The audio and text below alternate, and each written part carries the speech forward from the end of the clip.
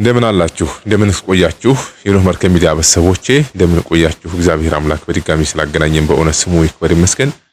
ውድ ኖህ መርከብ ሚዲያ ቤተሰቦች እንግዲህ በዛሬው በኖህ መርከብ ሚዲያ ቆይታችን ብንሰማው በያልኩት ሐሳብ አለ። በተለይ እንግዲህ እህቶቻችን በተለይ እናቶቻችን ብዙ አጋጣሚ በዋናነት እናንተን የሚመለከት መልእክት ነው ብዬ አምናለሁ። ያ ሲባል ግን ሌሎቻችሁን ወንዶችም አይመለከታችሁ ማለት አይደለም።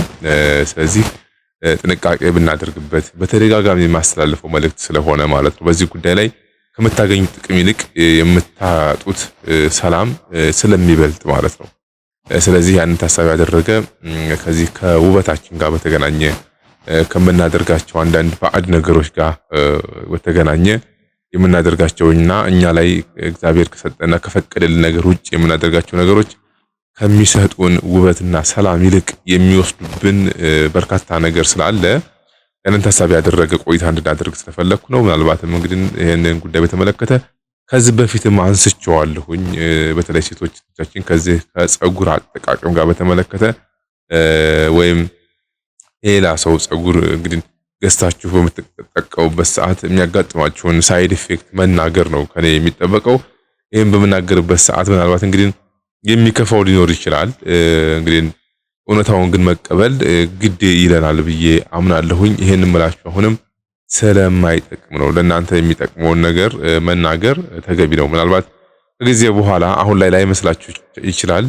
ጀማሪም ከሆናችሁ በዛ ውስጥም ያላችሁ ከሆናችሁ ለጊዜው ያ ነገር ምናልባት ላይታያችሁ ይችላል። ግን በሂደት የሚያመጣባችሁን ቀውስና የሚነሳችሁን ወይም ደግሞ የሚያስከትልባችሁን ሳይድ ኢፌክት በሂደት ልታገኙ ትችላላችሁና ደግሞ በእንደዚህ አይነት ህይወት ውስጥ አንድ ከገባችሁበት በኋላ ድጋሚ ለመውጣትና እናንተን የተዋረሳችሁን መንፈስ ድጋሚ ለማባረር ዋጋ ሊያስከፍላችሁ ይችላል ብዬ ስለማምን ነው። ስለዚህ እሱን በተመለከተ እስኪ እንደው አንድ ሙቪ አጠር ያለች ሙቪ እናድምጥና ተመልሰን እንገናኛለን። መልካም ቆይታ ይሁንላችሁ። ሂዩማን ኤር የምታደርግ ሚስት ካለ መረጃው ላንተ ነው። ሴቶች እናንተን አይመለከትም አሳልፉ።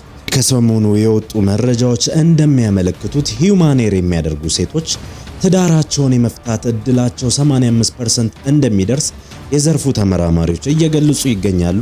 እኛም ትላንትና ይሄን ቪዲዮ ሰርተን ነበረ። ቲክቶክ ለምን እንደሆነ በማይታወቅ መልኩ አጥፍቶታል። ዛሬም በአዲስ ቪዲዮ ራሱኑ መረጃ ልንሰራ ተገደናል። እንደ ምክንያት ተደርጎም የቀረበው እነዚህን ጸጉሮች የሚያቀርቡ ሀገራቶች የባዕድ አምልኮ ተከታዮች ሲሆኑ ጸጉሮቹም ለሰይጣን እንደ መስዋዕት ስለሚቀርብ እርኩሳን መናፍስቶችን ወይም ዛር አይነ ጥላን የመሳሰሉትን ይዋረሳሉ። በዚህም የተነሳ ጸጉሩን ገዝተው የሚያደርጉ ሴቶች ላይም መንፈሳዊ ተጽዕኖ ያሳድርባቸዋል ይላል መረጃው። ከዛም ሚስትም ባሏን መጥላትና መውስለት ትጀምራለች፣ ትዳራቸውም ይበተናል ይላል መረጃው።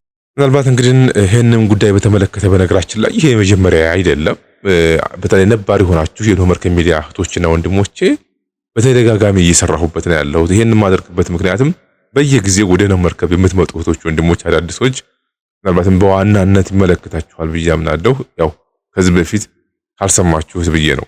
ነባሮችም ያው ይሄ ለእናንተ አዲሳችሁ አይደለም። ግን አሁንም ቢሆን በቸላ በማለት ምን ያመጣል፣ ምን ችግር አለው፣ ምን ሆንኩኝ፣ ምንም የደረሰብኝ ነገር የለም በመጠቀሜ ብላችሁ በእንደዚህ አይነት መዘናጋት ውስጥ ያላችሁ እህቶች ወንድሞች ካላችሁ አሁንም ቢሆን መልእክቱ ለእናንተ ነው። ይሄ በጣም አደገኛ የሆነ ሌሎችንም ነገሮች ባዕድ የሆኑ ነገሮችን ወደ ህይወታችን ሊስብና ሊያመጣብን የሚችል መሆኑን ሌሎችንም ጥናቶች ኢቭን እየሰማሁ ነበር በነገራችን ላይና ኢቭን የሌላ ሰውን ባዕድ የሆነ ጸጉርን ማድረግ ኢቭን ከካንሰር ጋር በተገናኘም ካንሰር ኢቭን ይሄን መነሻ ማድረግ ወደ ሰዎች የመተላለፍና ወይም ደግሞ ሰዎችን ወይም ደግሞ ካንሰር ሊያመጣ እንደሚችልም ጭምር ያው ይታወቃል። ያው ካንሰር ኢንሴንስ በዚህ በ12ቱ ኮንስታሌሽን ወይም ኮከብ ቆጠራ ጋራ በተገናኘ ከ12ቱ ኮንስታሌሽን የከዋክብት ስም አንዱ በካንሰር የተሰየመ ነው በነገራችን ላይና ስለዚህ በዚህ በካንሰር ምክንያት የሚሞቱ የሰው ልጅ ሁሉ ልክ እንደ ግብር እና እንደ መስዋዕት ነው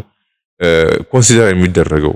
ይሄ ሳጂቴሪየስ፣ ካንሰር፣ ሊዮ ምናምን እየተባሉ የሚጠሩት ነኝ ያው 12 የሚሆን ኮከብ የሚባሉት እንግዲህ ይሄ ኮከብ ቆጠራ ምን ማለት እንደሆነ ያው ከዚህ በፊት እንዳነሳሁት በኖህ ዘመን የወደቁ መናፍስት ተብሎ የተጣሩ የተጠቀሱ ያስተማሩት የርኩሰት ስራ መሆኑን ልብ እንለዋለንና ስለዚህ አሁንም ቢሆን የሰው የሆነ ነገር ማድረግ የሚያመጣብንን ሳይድ ኢፌክት ምናልባት እኛ ለጊዜው የምናየው መዋባችንን ማጌጣችንን ሊሆን ይችላል።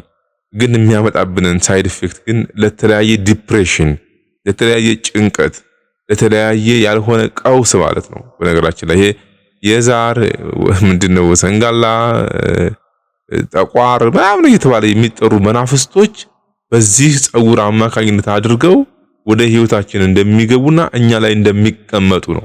አንድ ጊዜ እሱን ካደረጋችሁ በኋላ መንፈሱ ይዋረሳችኋል ነው በተደጋጋሚ ነው እያነሳ ያለሁትም ወደፊትም አነሳዋለሁኝ። ይሄ እንግዲህ ከህንዶች የአምልኮ ስርዓት ጋር የሚገናኝ መሆኑን በተደጋጋሚ ለመግለጽ ሞክራለሁ። በነገራችን ታውቃላችሁ ህንድ ውስጥ ይሄንን ጉዳይ ራሳቸው አይጠቀሙትም።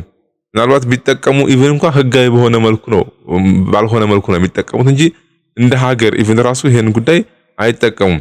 ጸጉራቸው ይሄ እንግዲህ ምን ያክል ለመስዋዕት መሆኑን የምታውቁት ይሄን የሚያምር ጸጉር ዞማ የሆነ ጸጉር የለሰለሰ ጸጉር ለአምላኮቻቸው ለአማልክቶቻቸው ሲላጩት ምን እያሉ ነው?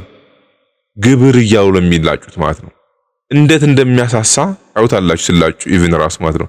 ለምንድን ነው በዚህ ደረጃ ጸጉራቸው እንዲላጩ የሚያደርገው ካልን የመናፍስት ኃይል ምን ያክል እንደሆነ የአምልኳቸው ኃይል ምን ያክል እንደሆነ የሚያሳየን ማለት ነው። ስለዚህ እነሱ የተላጩትን እነሱ በዚህ መልኩ ያደረጉትን ደግሞ እኛ በሺዎች ገንዘብ አውጥተን ገዝተን መናፍስትን በገንዘባችን ገዝተን ወደ ራሳችን ጠርተን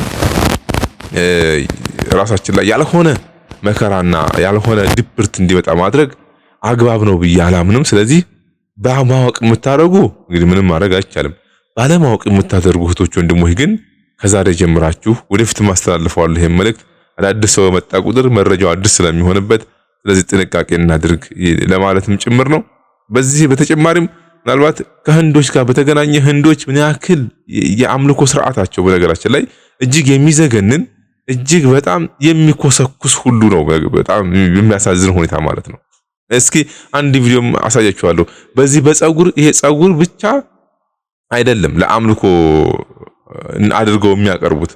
በሌላ በኩል ስትሄዱ ኢቭን ራሱ አንድ ሙቪ እያየሁ ነበርና እኔ በጣም ነው በተለይ ለአይጥ እንግዲህ አስቡት አይጥ አንዳንዴ ይሄንን አይተንም እኔና እናንተ ኦርቶዶክሳውያን ወንድሞቼ በእውነት ነው የምላችሁ በእውነት እግዚአብሔር ምን ያክል ቢወደድ ነው የሚል ጥያቄ እንድናነሳ ያደርገናልና ይሄን ስላችሁ እኛ ከሰው ሁሉ ሰው ፍጡር ሁሉ የተለየን ስለሆነ አይደለም ነው ለመናገርና እግዚአብሔርን ማምለክ እግዚአብሔርን መከተል በእውነት ምን ያክል መታደል ነው። እንደ አይነት መንፈስ የቀናው መንፈስ እግዚአብሔር አድሎን በ40 በ80 ተጠምቀን የሥላሴ ተከታይ የሥላሴ ልጆች መሆን ምን ያክል መታደልም ጭምር ነው ብዬ ነው የማምነውና አንዳንድ ጊዜ እንደ ዓለምም እንደ ሀገርም ስንመለከት ኦርቶዶክሳውያን ወንድሞቼ እግዚአብሔር ምን ያክል በቃ ያዳላ እስከሚመስል ድረስ ማለት ነው ያዳላ እስከሚመስል ድረስ ታዲያ እንደ አይነቱን ወርቅ የሆነችዋን እምነት ሰጥቶን ወርቃን እምነታችንን እየተጠቀምንባት ነው ወይ ስንል አይደለም። በማይጠቅምና በማይረባ እንደውም በሌሎቹ ግብስብስ በሆነ በባዕድ ነገር እየተጠለፍን ያለው ይሄ ሰሞኑን ስናነሳ የነበረው እንግዲህ የግሎባላይዜሽን አንዱ ፋክተሩ ይሄ ነው። በዓለም አቀፍ ደረጃ ያሉ የሌሎችን አምልኮ ባዕድ የሆኑ ነገሮችን እንድንከተለ የማድረግ ስራ አንዱ የግሎባላይዜሽን አንዱ አካል ነው፣ ሁሌም እንደማነሳው ማለት ነው። ስለዚህ እንደው ምን ያክል አጸያፊ ምን ያክል አስነዋሪ መሆኑን በተለይ ከህንዶች ጋር በተገናኘ ያለውን አምልኮ እስኪ አንድ ሙቪ ደግሞ ልጨምርላችሁ። በጣም ቆሻሻ ይበለጠ እንድንጠላው ያስችለናል ብዬም ስላሰብኩ ነው ይሄንን ሙቪ እንድጋብዛችሁ ወደድኩትና ወደ ሙቪው እንለፍ። ይቻለም ከኛ በፊትም ከኛም በኋላም በእኛም ጊዜ ላይ በጣም የሚያስደንቁ የሚያስገርሙ ነገሮችን እያንጸባረቀች እያሳየች መቀጠሏን ቀጥላለች። መቼም እንደመጣችሁ እስክትሄድ ድረስ እንዲሁ እየቀጠለች ትሄዳለች ማለት ነው። ሁለት ጽንፍ የሆኑ ነገሮች ሁሉ ይከናወኑባታል። ጥሩና ደጉ እየተፈራረቁ አስገርመው ያልፋሉ ማለት ነው። ከሚያስገርሙ ነገሮች ውስጥ ዛሬ አንድ ነገር ይዤላችሁ እመጣለሁ። ይሄ ይዤላችሁ የመጣሁት ነገር በህንድ ሀገር ውስጥ የከረመ የበሰበሰ የቆየ የጥንት ጀምሮ የሚደረግ ነገር ነው። ነገር ግን ዛሬ ላይ ይዤ የመጣሁት ምናልባት ያላወቃችሁ ሰዎች እንድታውቁትና ሰዎች እንዲህ በሚሆኑበት ዘመን ላይ እኛ በሃይማኖታችን ላይ ምን አይነት አቋም ልንወስድ ይገባናል የሚለውን በጥቂቱ ለመማሪያ ያህል ነው። ህንዶች እንደምታውቋቸው 1.4 ቢሊዮን 450 ሺህ ህዝብ በመያዝ ከዓለም ቁጥር 1 የህዝብ መጠን ያላቸው ናቸው። ከዚህ ውስጥ ከ79.5 እስከ 80% የሚጠጋው ህዝቦቻቸው የሂንዱይዝም አምላኪ ናቸው። ወደ 14% የሚጠጉት ደግሞ የሙስሊም ሃይማኖት ተከታዮች ናቸው። ወደ 2% የሚጠጉት ደግሞ የክርስትና ሃይማኖት ተከታዮች ናቸው። ሌሎቹ ቀሪዎች ደግሞ የተለያዩ እምነቶች ተከታይ ናቸው። በአጠቃላይ ምን አለፋችሁ በህንድ ሀገር ውስጥ ከ2000 በላይ ሃይማኖቶች አሉ፣ ወይም የሚመለክ ነገር አለ ማለት ነው። ሳር ቅጠሉ ጀምሮ ማንኛውም እንስሳ በህንድ ሀገር ውስጥ የሚመለክባቸው አጋጣሚ አለ። ይሄ ግን የዛሬ የማሳያችሁ እጅግ የሚቀፍ በጣም የሚያስጠላ ጉዳይ ነው። በህንድ ሀገር ውስጥ ግን ሃይማኖትና አምልኮ የሆነ ጉዳይ ነው የማሳያችሁ። ይሄ የምታዩት ጉዳይ በህንድ ገጠራማ ሀገር በሆነችው ቢካነር በምትባል ገጠራማ ክፍለ ሀገር ውስጥ ያለ ነው። ይሄ ቴምፕል ካርኒ ማታ ራት ቴምፕል ይባላል። ወይም የካርኒ ማታ የምትባል የሚያመልኳት ጣዖታቸው በእሷ ስም የተሰየመው ይሄ ቴምፕል የእራቶች ወይም የአይጦች መኖሪያ ወይም መመለኪያ ተደርጎ ነው። እንደምታዩት ይህን የሚያክል ትልቅ ህንፃ እግዚአብሔር አይደለም ወይም አላህ አይደለም የሚመለክበት፣ አይጦች ናቸው የሚመለኩት። በዚህ ቴምፕል ውስጥ ወይም በዚህ ህንፃ ውስጥ ከ25,000 እስከ 30,000 የሚጠጉ አይጦች ይኖራሉ። በእነዚህ አይጦች ዘንድ ህንዳውያኑ እየመጡ ይሳላሉ። የስዕለታችንን ሞላ ብለው ደግሞ እየመጡ ቺዝ፣ ዳቦ፣ የተለያዩ ጥራጥሬ ነገሮችን ይዘው እየመጡ ይመግቧቸዋል። ከእንደገናም ደግሞ በትልልቅ ሳፋ ወተት ያቀርቡላቸዋል። ወተቱን ከጠጡ በኋላ ተረፈ ወተቱን ወይም ከአይጦቹ የተረፈውን ወተት ህንዶቹ እየጠጡ ከእንደገና ሰውነታቸውን እያሻሹ ከበሽታችን እንፈወሳለን፣ ጤና እናገኛለን፣ ረጅም እድሜ እንኖራለን ብለው ያመልኩበታል፣ ያምኑበታልም ማለት ነው። እንደምታዩት እንዲህ እያጣጣሙ እየጠጡ ተመለከቷቸዋላችሁ። ጸጉራቸውንም አንዳንዶቹ መፈረሻ የሚያደርጉታል፣ ብቻ ይቀባቡታል ማለት ነው። የአይጥ እኛ በእኛ ሀገር ላይ አይጥ ባናያት ብለን ሁሉ የምናስባት ፍጥረት ናት። እጅግ በጣም የምትዘገንን የምታስጠላ ፍጥረት ናት እንደምታውቋት። በህንድ ሀገር ውስጥ ግን በዚህ ያህል ዋጋ ተሰጥቷት እየተመለከች ትገኛለች ማለት ነው። እኛ ግን የፈጠረን የሞተልንን ዋጋ የከፈለልንን አምላካችንን በቅጡ ማምለክ አልቻልንም። ውድ መርከብ ሚዲያ ቤተሰቦች ምናልባት እንግዲህ በዚህ በጾም እንዴት እንዲህ አይነት ነገር ታሳየናለህ ለምትሉ ልኖሩ ትችላላችሁ። ምን ያክል ግን ይሄን ያቀረብኩበት ምክንያት ምን ያክል አጸያፊ መሆኑን የማጸየፉን ጥልቀት እንድታቁና እንድትረዱ ስለፈለኩ ነው። በዚህ አይነት ደረጃ ቆሻሻ ነው በቃ ጉድ ያሳያችሁ። እንግዲህ ታዲያ ለዛ ነው መታደል ያልኳችሁ። በክርስቶስ ክርስቲያን ተብሎ የእግዚአብሔር ልጅ ተብለን በእንደዚህ አይነት እርኩሰት ውስጥ ያለውን ዓለም መከተል። አሁን እኮ እኛ በእኛ ቤት እኮ በነገራችን ላይ የፀጉሩን ያነሳሁላችሁ ተመሳሳይ የሆነ ስርዓት ነው። የአይጦቹን ነው አንሰውላችሁ። ያው ህንድ መቼም የማይመለክ ነገር የለም። ጉንዳኑም፣ ፈረሱም፣ በቅሎውም፣ በሬውም፣ ላሙም ሁሉም ይመለካል። በዛ ሀገር ስንሄድ ከአንድ የሚጠቅመን ነገር አንወስድም ወይ እንወስዳለን። ግን የማይጠቅመን እንደ አይነቱን አጉል የሆነውን ስፕሪት ወደኛ የሚረጨውን ኃይል ግን ምን ብለን ነው የምንከተለው? ባለማወቅ የምናደርገውን ነው የምላችሁ። ጉድ ያሳያችሁ። እንግዲህ አይጥ በዚህ ደረጃ ቤተ መቅደስ ተሰርቶላት ወተት የሚቀርብበትን ሳፋ አይታችሁታል። ወተቱን አይጦቹ ከጠጡ በኋላ ከዛ እነሱ እንደገና ልክ ምንድነው የሚባለው ለማውራት ሁሉ የሚዘገንን ነው እንፈወሳለን ብለው አይጥ ፈዋሽ ሆኖ ማለት ነው። እንግዲህ ጉድ ያሳያችሁ። እግዚአብሔርና አምላክ የዲያብሎስ ክፋት ግን በዚህ ደረጃ ነው። የሰው ልጆች ትክክለኛውን ፈጣሪ እንዳያገኙ በእንደዚህ አይነት ቅራቅንቦና ትርኩስኩስ ነገር የሰው ልጆች ህይወታቸውን እንዲገፉ ማድረግ። ታዲያ እኔና እናንተ ኦርቶዶክሳውያን ወንድሞች ክርስቲያኖች እግዚአብሔር ምን ያክል ቢወደን ያልኳችሁ ለዚህ እኮ ነው። እውነተኛውን አምላክ ክርስቶስን ስላሴን እንድንከተል የፈቀደልን የረዳን ከአይጥ አምልኮ፣ ከከብት አምልኮ፣ ከጣዖት አምልኮ ዓለም ላይ ካሉ በርካታ አምልኮዎች ጠብቆ በእንደዚህ አይነት ንጽሕት ቅድስት በሆነች ቤተክርስቲያን ልጆች አድርጎን የእግዚአብሔር ልጆች ሆነን እኛ ግን በተልከሰከሰ መንገድ ስንገኝ እግዚአብሔር ምን ያክል ያዝንብን ነው። ባዕድ የሆነ ነገር አታድርጉ እህቶች ወንድሞቼ፣ በተለይ እህቶቼ ነው። እዚህ ከመዋብ ጋር በተገናኘ እናንተን እግዚአብሔር በባህሪው ሲፈጥራችሁ ንጹህ አድርጎ ነው፣ ቆንጆ ውብ አድርጎ ነው የሰራችሁ። ሌላ ነገር አትቀጥሉ። ባዕድ ነገር ወደ ህይወታችሁ አታስገቡ፣ አይጠቅማችሁም። መንፈሱ የበለጠ እንደው ለነፍሳችሁ ተውት። በዚህ ምድር በሚኖራችሁ የህይወት ቆይታ ራሱ የሚመጣባችሁ ዲፕሬሽን፣ ሰላም ማጣት፣ ቀውስ፣ መረበሽ ቀላል አይደለም። ለምን ይመስላችኋል? ብዙ ሰው ለምን ይመስላችኋል ጭንቀት ውስጥ የሚገባው ሰላም ያጣው ለምንድን ነው? በገዛ ገንዘቡ። ይሄ አንደኛውን ዘርፍ ብቻ እንመልከተው እንጂ ሌሎቹ እኛን እና እናንተን ሰላም የሚያሳጡን ህይወታችንን የሚያመስቃቅሉ በርካታ ነገሮች አሉ። በማወቅም ይሁን ባለማወቅ የምናደርጋቸው ማለት ነው። ባለባበሳችን፣ በአመጋገባችን፣ በአነጋገራችን በማንኛውም ዘርፍ ብንነጋገር የኦርቶዶክሳዊነት ጣዕም የሌላቸው የኛን የማይሸቱ በርካታ ባዕድ የሆኑ ግሎባላይዜሽን ያመጣብን ጣጣ በጣም ብዙ ነገር አለ ነው። ይሄ አንዱ የግሎባላይዜሽን አካል ነው። ሰዎች መዋባቸውን እንጂ የሚያዩት ከውበቱ በጀርባ ያለውን ኪዮስ አይደለም። አንዲት የህንድ ሴት ጸጉሯን ተላይታ ክሪሽና ለተባለው አማልክት ግብር ስታቀርብ ያ መንፈስ ህንድ ብቻ አይደለም የሚቀረው፣ ይሸጣል። በጸጉር መልኩ አድርጎ በመላው ዓለም ይረጫል መንፈሱ ስፒሪቱ። ሴቶች እህቶቻችን ጸጉሩን ደግሞ ምን ያክል ገንዘብ አውጥታችሁ እንደምትገዙ ራሳችሁ ታውቁታላችሁ። ከዛስ መንፈሱን ማብራችሁ የምትገዙ በነገራችን ላይ የሚገዙ ጸጉሮችን ውበት የሚሰጥ ማን ነው? እግዚአብሔር ነው አትሉኝም መቼም። በየጸጉር መሸጫው ቤት ስትሄዱ የተሰቀሉ ጸጉሮችን ስታዩቸው ልባችሁ ስንጥቅ እንዲል የሚያደርግ ይሄንን ባደረኩት ብላችሁ እንድትመኙ የሚያደርጋችሁ ላው ላይ ያለው የክርስቲያኑ መንፈስ ነው። በነገራችን ስፒሪቱ ነው ባይዘው መንፈሱ ነው እንጂ ሌላ አይደለም። የራሳችሁን እንዳታዩ አድርጎ የራሳችሁን እንድትንቁ አድርጎ የራሳችሁን እንዳትመለከቱ አድርጎ የራሳችሁን እንዳታደንቁ አድርጎ ያንን ተቆርጦ የመጣውን ግን ፋብሪካን በመም ተሰርቶ የመጣውን ግን ልቦናችሁ እንዲወደውና እንዲሰነጠቅ ያደርጋል ነው። ከዚህ በፊት ማንስቻለሁኝ።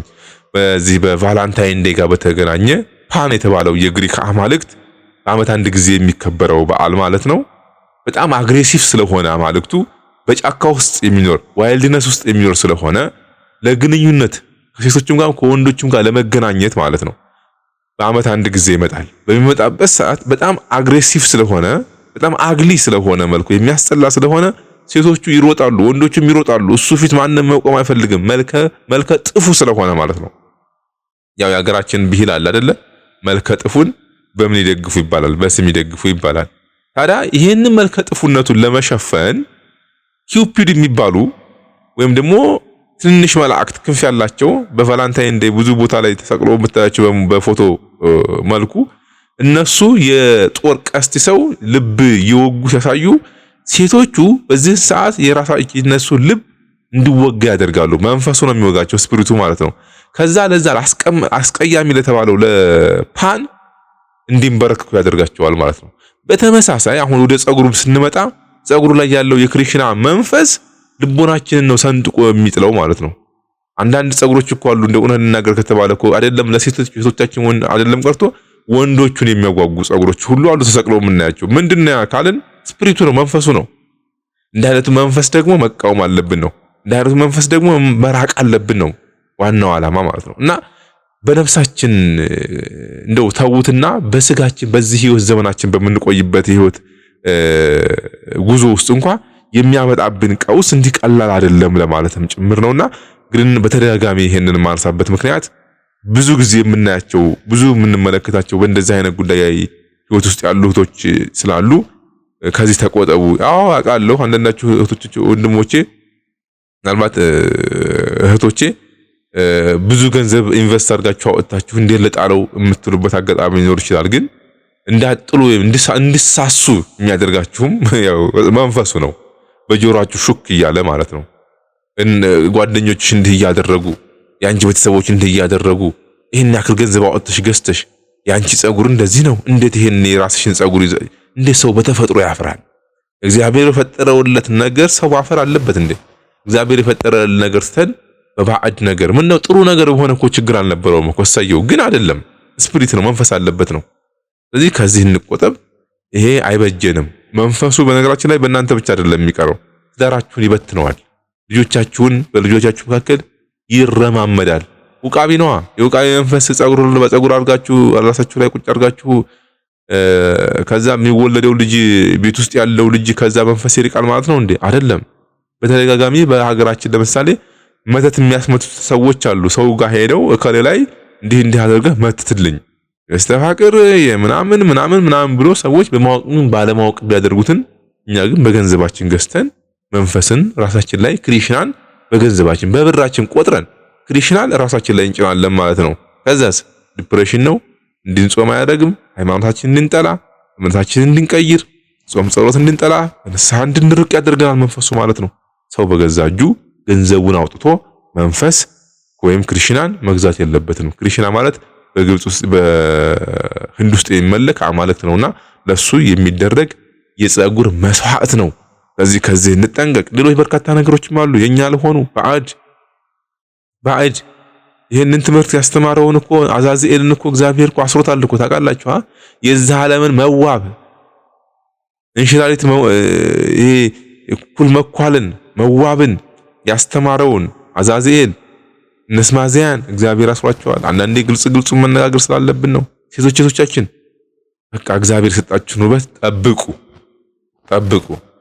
ስፔሻሊ ከፀጉር ጋር የሚገናኘውን ነገር ባትጠቀሙ የሚል ወንድማዊ ምክር ነው ያለኝ፣ ወንድማዊ አስተያየት ነው ያለኝ። እናንተ ደግሞ ወስናችሁ የሚበጃችሁን ማድረግ የሚጥማችሁን ማድረግ ውሳኔው የእናንተ ነው። ሻምበል አያስገድድም ነው። ስለዚህ እኔ መልእክቱን መናገር ነው እንጂ በግዴታ ይሄን አድርጉ አታድርጉ ማለት አይቻልም። ለምን? ህይወት ምርጫ ስለሆነ ማለት ነው። ህይወት ምርጫ ስለሆነች ያንን ለማለት ያክል ነው። ዛሬ የነበረን ቆይታ ይሄን ይመስላል። በድጋሚ በሌላ ሐሳብና በሌላ ርዕሰ ጉዳይ ተመልሰን እስከምንገናኝ ከም ቆይታ እንደሁላችሁ እመኛለሁኝ። ቆየን።